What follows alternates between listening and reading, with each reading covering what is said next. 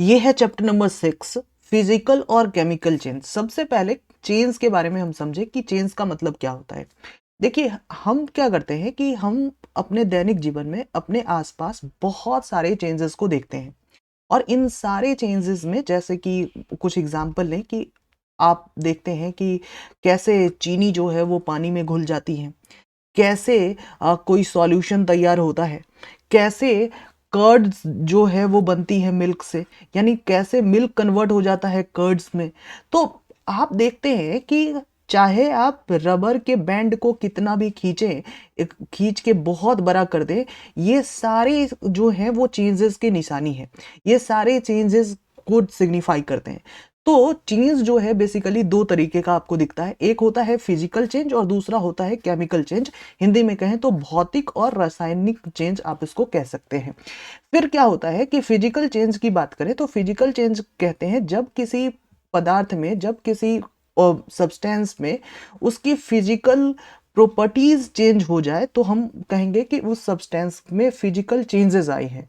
ठीक है, तो आप कहेंगे कि सर ये फिजिकल प्रॉपर्टीज किसको कहेंगे? फिजिकल प्रॉपर्टीज कहने का मतलब कि किसी भी सब्सटेंस का शेप चेंज हो जाए, मतलब आकार चेंज हो जाए, साइज चेंज हो जाए, मतलब माप चेंज हो जाए, कलर चेंज हो जाए, उसके गुण चेंज हो जाएं, कि उनके स्टेट चेंज हो जाए।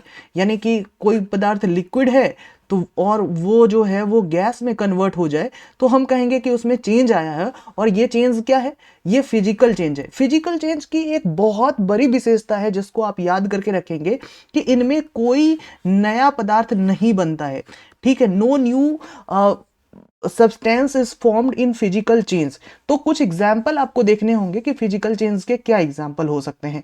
जैसे कि ये देखें, आपकी CO2 से जो है सूखी बर्फ बनना फिजिकल चेंज का एग्जाम्पल है। मोमबत्ती का पिघलना फिजिकल चेंज का एग्जाम्पल है, क्योंकि इन सब में कोई नया सब्सटेंस नहीं बन रहा है। इन सब में से सिर्फ फिजिकल टेक्सचर चेंज हो रहे हैं कि जैसे पानी से बर्फ बनना, तो फिर बर्फ से आप पानी बना सकते हो। पानी का वाष्प में बदलना, वाष्प फिर से पानी बन सकती है। चीनी का नमक और पानी में मिश्रण, इन सारे से क्या हो सकता है? कोई नया सब्सटेंस नहीं बन रहा है। आप इनमें जो चेंजेस आए हैं उसको फिर से अपनी पुरानी स्थिति में ला सकते हैं। लेकिन अगर वही दूध का दही में चेंज होना, क्या पुरानी स्थिति में दही से फिर दूध बन सकता है? The answer is no. तो जब ऐसे चेंजेस हों जिसमें बिल्कुल नया पदार्थ बन जाए तो उसको रासायनिक चेंज कहेंगे, केमिकल चेंज कहेंगे। इसके बारे में भी हम बात करेंगे। जैसे रेत में अगर पानी घुल जाता है, मतलब सैंड में वाटर घुल जाता है, तो इसको क्या हम अलग कर सकते हैं? Answer is yes. क्या कोई नया पदार्थ बना? नहीं बना, क्योंकि सैंड से पानी जो है, सैंड में पानी घुस गया है, तो आप इस पानी को क्या करेंगे? गर्म करेंगे, पानी जो है उड़ जाएगी, इवोपरेट हो जाएगी, वाष्पीकृत हो जाएगी। ठीक है, तो इससे क्या होगा कि सैंड और वाटर जो है वो अलग अलग हो जाएगा। जैसे कि अगर आप लोहे को चुंबकीयकरण कर रहे हैं, मतलब कि मैग्नेटाइजेशन ऑफ आयरन कर रहे हैं, तो वो भी भौतिक चेंज ही है, क्योंकि इससे लोहा मैग्नेट नहीं बन गया। वो तब तक मैग्नेट रहेगा जब तक आप उसके सामने मैग्नेटिक प्रॉपर्टीज वाले किसी चीज को रखते हैं। जैसे ही आप उस चीज को हटाएंगे, वो मैग्नेटिक प्रॉपर्टीज को लोहा जो है वो छोड़ता हुआ नजर आएगा। ठीक है, एक जो एग्जांपल बहुत आपको याद रखनी है कि जो एसिडिक वाटर है, अम्लीकृत जल है, उसका वैद्युतिक अपघटन जो है वो क्या है? वो भी भौतिक परिवर्तन है, वो रासायनिक परिवर्तन नहीं है। आगे हम चेंज करेंगे। अगर हम रासायनिक परिवर्तन इतने देर से हम चर्चा कर रहे हैं तो इसका मतलब क्या होता है? देखो, रासायनिक परिवर्तन का सीधा सीधा मतलब है कि इसमें कोई नया सब्सटेंस नहीं बनेगा। ऐसे परिवर्तन दिखाई दें जिसमें कोई नया सब्सटेंस नहीं बने तो आप रासायनिक परिवर्तन कह सकते हैं, कि वह परिवर्तन जिसमें एक या एक से अधिक पदार्थ जो है वो बनते हुए आपको दिखाई देंगे, उसको रासायनिक परिवर्तन कहेंगे, मतलब कि केमिकल चेंज कहेंगे। फिजिकल चेंज में आपने देखा कि कोई पदार्थ बनता हुआ नजर नहीं आ रहा है, लेकिन केमिकल चेंज जब भी होगा तो उसमें एक से अधिक पदार्थ बनते हुए नजर आएंगे। जैसे कि आप एक एग्जांपल ले ले कि रासायनिक परिवर्तन का सबसे अच्छा एग्जाम्पल है कि आप लोहे के एक टुकड़े को जैसे ही खुले हवा में छोड़ते हैं, ओपन एयर में छोड़ते हैं, तो इसके ऊपर रस्ट लग जाता है, मतलब जंग लग जाता है, ब्राउनिश कलर इसके ऊपर आ जाती है, और इन सारे प्रोसेस को रस्टिंग कहते हैं। तो रस्टिंग जो है ना, यानी जंग लगना जो है, वो किस चीज का एग्जाम्पल है? जंग लगना एग्जाम्पल है केमिकल चेंज का। केमिकल चेंज के और कुछ भी एग्जाम्पल हो सकते हैं, जैसे मक्खन का खट्टा होना, मोमबत्ती का जलना। मोमबत्ती का जो जलना है वो केमिकल चेंज है, फिर से मोमबत्ती नहीं आ सकती है, लेकिन मोमबत्ती का पिघलना जो है वो फिजिकल चेंज है, भौतिक चेंज है, क्योंकि मोमबत्ती पिघल गई तो फिर से आप उसको उस पिघले हुए मोम से मोमबत्ती बना सकते हो, लेकिन मोमबत्ती में जो बत्ती है वो अगर जल गई तो फिर वो वापस नहीं आ सकती। अगरबत्ती का जलना, खाने का पचना, मतलब कि जिस चीज से फिर से वापस आप नहीं रिट्रीव कर सकते हो, तो वैसे चेंजेस को हम रासायनिक परिवर्तन कहेंगे। और इसमें क्या हो सकता है, एक या एक से अधिक चीजें जो हैं वो बन सकती हैं। लकड़ी का जलना, लोहे पर जंग लगना, दूध से दही बनना, फास्फोरस को केरोसिन तेल में डालना, इन सारे चीजों से जो है वो नई चीजें बनती हुई नजर आती हैं। सोडियम को पानी में डालना, ठीक है, प्लेटिनियम के तार का जलना, पदार्थों का किण्वन, ये सारे जो तरीके हैं वो हैं रासायनिक परिवर्तन के एग्जाम्पल, और आपको इसको याद रखने हैं। ठीक है, क्या होता है कि जैसे मैंने कहा कि एक या एक से अधिक पदार्थ जो है वो केमिकल रिएक्शन में बनता हुआ नजर आता है। जैसे कि मैग्नीशियम को आप जलाएं, यानी ऑक्सीजन की प्रेजेंस में कोई चीज जलता है, तो मैग्नीशियम को अगर ऑक्सीजन की प्रेजेंस में जलाएं तो क्या बनेगा? नया पदार्थ मिलकर बनेगा MgO।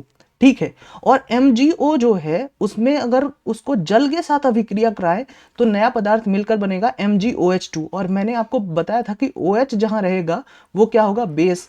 तो यही इन्होंने लिखकर बताया है कि मैग्नीशियम हाइड्रोक्साइड जो है वो एक क्षारक है, मतलब बेस है। और मैग्नीशियम हाइड्रोक्साइड जो है वो कैसे बना? क्योंकि अपने आप में मैग्नीशियम हाइड्रोक्साइड एक नया पदार्थ है जो कि मैग्नीशियम ऑक्साइड और जल से मिलकर बना है। ठीक है, तो ये चीजें आपको जो है वो पता करनी होंगी, ये चीजें आपको ध्यान रखनी होंगी कि नया पदार्थ बन रहा है या नहीं बन रहा है, या अगर वो पदार्थ ऐसे स्टेट में पहुंच चुका है जिससे फिर से वापस लाना मुमकिन नहीं है, तो वो भी केमिकल चेंज में आता है। ठीक है, जो देखिए मैग्नीशियम ऑक्साइड को जल में घोलने पर जो है वो बनता हुआ आपको दिखाई दे रहा है मैग्नीशियम हाइड्रोक्साइड MgOH2। ठीक है, इसके बाद कुछ और भी एग्जाम्पल हैं केमिकल चेंज के, जैसे कॉपर सल्फेट को, कॉपर सल्फेट में जो एग्जाम्पल, इसको बड़े ध्यान से रखना है, नीला थोथा इसको उसको कहते हैं। ठीक है, कॉपर सल्फेट को वो जब आप आयरन के साथ अभिक्रिया कराएंगे, जैसे आयरन की जगह हम यहाँ ब्लेड ले लें, तो कॉपर सल्फेट का जो सॉल्यूशन होगा ना, कॉपर सल्फेट का जो पानी होगा, जिस पानी में कॉपर सल्फेट मिला होता है वो नीला होता है, इसलिए इसको नीला थोथा कहेंगे। यानी कॉपर सल्फेट में अगर पानी मिला के थोड़ा घोल आप तैयार करें तो उसका कलर होगा नीला। ठीक है, इसलिए इसका नाम होता है नीला थोथा। ठीक है, और अगर इसी घोल में, इसी पानी वाले घोल में अगर इसको आप ब्लेड को डालेंगे, यानी Fe को डालेंगे, CuSO4 प्लस Fe मिलकर क्या बनेगा? तो वो बनेगा FeSO4, मतलब आयरन सल्फेट। ठीक है, जो इसके कलर को हरा कर देगा, और प्लस कॉपर। ठीक है, और ये पूरा का पूरा आपको ग्रीनिश कलर जो है उसमें दिखता हुआ नजर आएगा। एक और एग्जांपल देख लें कि नया कैसे कोई चीजें नया बनती हुई दिखाई देती हैं केमिकल चेंजेस में। जैसे विनेगर, जिसको हिंदी में कहते हैं सिरका, और या एसिटिक एसिड ले लें, और एसिटिक एसिड के साथ बेकिंग सोडा ले लें। बेकिंग सोडा बार बार आपके एग्जाम में पूछता है कि बेकिंग सोडा क्या होता है, तो वो सोडियम हाइड्रोजन कार्बोनेट होता है। तो acetic acid plus baking soda जब आप लेंगे तो नया पदार्थ क्या बनेगा? नया पदार्थ आपको बनेगा CO2। ठीक है, और CO2 को फिर क्या करें कि CO2 और चूने का पानी, ठीक है, जब आप उसमें मिलाएंगे, चूने का पानी को इंग्लिश में क्या कहते हैं? Lime water. ठीक है, और जब आप CO2 को लाइम वाटर में मिलाएंगे तो थोड़ा बुलबुला नजर आएगा। ठीक है, और ये जो बुलबुलाहट नजर आती है उससे क्या बनता हुआ आपको दिखेगा? कैल्शियम कार्बोनेट, मतलब carbon dioxide plus lime water. Lime water का फॉर्मूला क्या है? CaOH2। यहां देखो CaOH2, तो उससे मिलकर बनेगा calcium carbonate plus water, CaCO3 plus water. और आपको पता होना चाहिए, ये बातें बार बार एग्जाम में पूछी जाती है कि जब कार्बन डाइऑक्साइड को चूने में प्रवाहित किया जाता है, मिलाया जाता है, जैसे कि आपने विनेगर और जो है खाने का सोडा, मतलब बेकिंग सोडा को मिलाया, तो उससे क्या बना? CO2। और CO2 को जब अगर हम लाइम वाटर में मिलाएं तो क्या होगा? तो उससे बनेगा CaCO3 प्लस वाटर। और CaCO3 प्लस वाटर जब भी मिलकर बनता है क्या? ठीक है, तो ये क्या करेगी, पानी को दूधिया बना देगी, पानी जो है वो मिल्की कलर का हो जाएगा। और पानी जो मिल्की कलर का होना ही ये बताता है कि कार्बन डाइऑक्साइड की जो है वो टेस्टिंग एक तरीके से दिखाती है। The turning of lime water into milky is a standard test of carbon dioxide. ये भी बातें याद रखनी है कि कार्बन डाइऑक्साइड के जो स्टैंडर्ड टेस्ट के का जो है वो तरीका है कि आप पानी जो लाइम वाटर है वो दूधिया कलर में चेंज हो जाए। ठीक है, और भी कुछ एग्जाम्पल हो सकते हैं कि ऐसा नहीं है कि नए पदार्थ ही सिर्फ बनते हुए दिखाई देते हैं, जब भी केमिकल चेंज होता है और भी चीजें जो है वो बदलती हुई नजर आएंगी। जैसे कि नए उसमें से हीट निकलता हुआ नजर आएगा, लाइट निकलता हुआ नजर आएगा, बहुत सारे रेडिएशंस भी निकल सकते हैं, साउंड भी प्रोड्यूस हो सकता है, बहुत स्मेल भी उससे आ सकती है, और ये स्मेल आपके लिए हार्मफुल भी हो सकता है। जैसे कि किसी चीज को आप जला रहे हैं, जलाने की जितनी भी क्रिया है वो सारी केमिकल चेंजेस हैं, जलने का सारा प्रोसेस केमिकल चेंज है, और जलाने से जो भी गैसेस निकलती हैं वो बहुत हार्मफुल भी होती हैं। ठीक है, और केमिकल चेंजेस में आपको और भी चीजें देखेंगे, जैसे कि किसी चीज की कलर चेंज हो गई, बहुत सारे गैसेस फॉर्म होते हुए हमने देखा, अभी ही हमने देखा कि CO2 कैसे फॉर्म हुआ जब आप बेकिंग सोडा और विनेगर मिला रहे हैं। ठीक है, तो आप इस तरीके से देख सकते हैं। क्या आपको पता होगा कि ओजोन लेयर क्या है? ओजोन लेयर ये है कि आप एटमॉस्फेयर में वैसा लेयर है जो हमको अल्ट्रावायलेट रेडिएशन से बचाता है। ठीक है, और ओजोन लेयर में क्या होता है कि जो वहां ऑक्सीजन है वो ओजोन में कन्वर्ट होती है। तो क्या ये अपने आप में क्या एक केमिकल चेंज है? तो आप कहेंगे कि यस, कि breaking of oxygen into ozone, या सॉरी ओजोन इनटू ऑक्सीजन, ये भी अपने आप में क्या है, एक केमिकल चेंज है। और ओजोन लेयर हमारे लिए इंपॉर्टेंट है क्योंकि वहां केमिकल चेंज हो रहा होता है। ठीक है, एक चीज और आपको जाननी है, रस्टिंग ऑफ आयरन, मतलब आयरन में जंग लगना। हमने अभी देखा था कि जंग लगने की का तरीका क्या होता है। जंग लगना, जब भी आप किसी चीज को ओपन एयर में छोड़ते हैं तो जंग लगने के लिए दो चीजें बहुत इंपॉर्टेंट है, एक है ऑक्सीजन और दूसरा है वाटर। ठीक है, कि आप क्या करें कि आयरन को ऑक्सीजन और वाटर के कांटेक्ट में रखें तो जंग आराम से लगेगा। जैसे कि आयरन प्लस ऑक्सीजन, ठीक है, यानी Fe प्लस O2 और वाटर H2O, ये मिलकर बनाता है Fe2O3, मतलब जिसको रस्ट कहते हैं। ठीक है, और रस्टिंग की जो प्रोसेस है वो तब बहुत फास्ट हो जाएगी जब मॉइस्चर अधिक होगा। ठीक है, तो मॉइस्चर को की अधिकता जो है वो रस्टिंग की प्रोसेस को जो है वो बढ़ाती है। तो हम रस्टिंग को कैसे प्रिवेंट करें? ठीक है, आप रस्टिंग को प्रिवेंट करने के लिए एक तो तरीका ये है कि आप ऑक्सीजन और वाटर से जो है वो आयरन को हटा दें, उसके कांटेक्ट ही उस पे हटा दें। और उसके लिए आप ऐसा करें कि आयरन पे पेंट कर दें। ठीक है, आप आयरन पे पेंट करें, या आयरन पे जो है वो ग्रीस का जो है वो लेयर लगा दें। या दूसरा तरीका है कि आयरन पे एक मेटल कोट करें, जो मेटल जिंक का हो या क्रोमियम का हो। और जब आप ऐसे चीज जिंक या क्रोमियम का मेटल आयरन पे चढ़ाते हैं, इस प्रोसेस को गैल्वेनाइजेशन कहते हैं। ठीक है, तो the process of deposition of layer of zinc, ठीक है, जिंक का ही, बड़े ध्यान से, जिंक के लेयर को आयरन के ऊपर चढ़ाना, यानी कि लोहे पर जिंक की परत चढ़ाने की के प्रक्रम को गैल्वेनाइजेशन कहते हैं। क्रोमियम के परत को चढ़ाने को गैल्वेनाइजेशन नहीं कहेंगे। ठीक है, बड़े ध्यान से, कि लोहे पर जिंक की परत। ठीक है, तो आपके जो एग्जाम्पल आएंगे, बहुत सारे जो MCQs में आएंगे, जिंक के अलावा और भी तरीके आ सकते हैं। उन सारे, जैसे क्रोमियम का भी आप परत चढ़ाए ना, तो उससे भी जो है आप आयरन की रस्टिंग को बचा सकते हैं, लेकिन वो गैल्वेनाइजेशन नहीं होगा। गैल्वेनाइजेशन का मतलब ये है कि आप आयरन के ऊपर जो है वो जिंक का लेयर चढ़ा रहे हैं, और इससे क्या होगा गैल्वेनाइजेशन से, कि आयरन को आप रस्टिंग से बचा रहे हैं। ठीक है, उसके बाद क्या होता है कि जैसे ही आप देखेंगे कि बहुत सारी चीजें जो हैं वो आयरन से मिलकर बनी होती है। Let's say as a sip को एग्जाम्पल के रूप में लेते हैं। ठीक है, और जो सिप है उसका बहुत सारा पार्ट जो है वो आयरन से मिलकर बना होता है। सिप की जो तलहट्टी होती है उसके भी बहुत सारे पार्ट आयरन से बने होते हैं। सिप के आसपास के पार्ट आयरन से बने होते हैं, और वो कॉन्स्टेंटली वाटर के कांटेक्ट में होते हैं, तो इससे तो रस्टिंग होगा ही होगा। ठीक है, और सिप, आपको पता है कि सिप सी में जो है वो प्रवाह करती है, तो सी में जो वाटर बहुत सॉल्टी होता है, तो सॉल्टी वाटर जो है रस्टिंग के लिए फेवरेबल कंडीशन तैयार करता है। तो इनसे बचाने के लिए जो का जो तरीका है वो कैसे करें। तो स्टेनलेस स्टील भी इस्तेमाल होता है रस्टिंग से बचने के लिए। स्टेनलेस स्टील कैसे तैयार होता है? स्टेनलेस स्टील तैयार होता है आयरन को जब आप कार्बन के साथ मिला दे, हाँ, जैसे कि क्रोमियम जो है, निकेल जो है, मैग्नीज हैं, मतलब आयरन, कार्बन और इन सारे क्रोमियम, निकेल या मैग्नीज, इन सारे चीज़ों को आप जोड़ दें तो इनसे स्टेनलेस स्टील बनता है और ये इसमें रस्टिंग की समस्या कम होती है। ठीक है, और रस्टिंग से जो है ना बहुत आपको इकोनॉमिक लॉस दिखाई देता है, और शिपिंग बिजनेस में तो और, क्योंकि बहुत सारे शिप के जो पार्ट्स हैं वो तो आयरन जो है मटेरियल से बने हैं, और रस्टिंग के कारण जब आयरन मटेरियल्स खराब होते हुए नजर आएंगे तो इससे क्या होगा कि इससे उनके जहाज की जो है वो कॉस्ट बढ़ेगी, उसकी रिपेयरिंग की कॉस्ट बढ़ेगी, और इससे बहुत इकोनॉमिक लॉस होता हुआ नजर आएगा। आज की जो अंतिम टॉपिक है वो है क्रिस्टलाइजेशन। सबसे आसान टॉपिक है क्रिस्टलाइजेशन।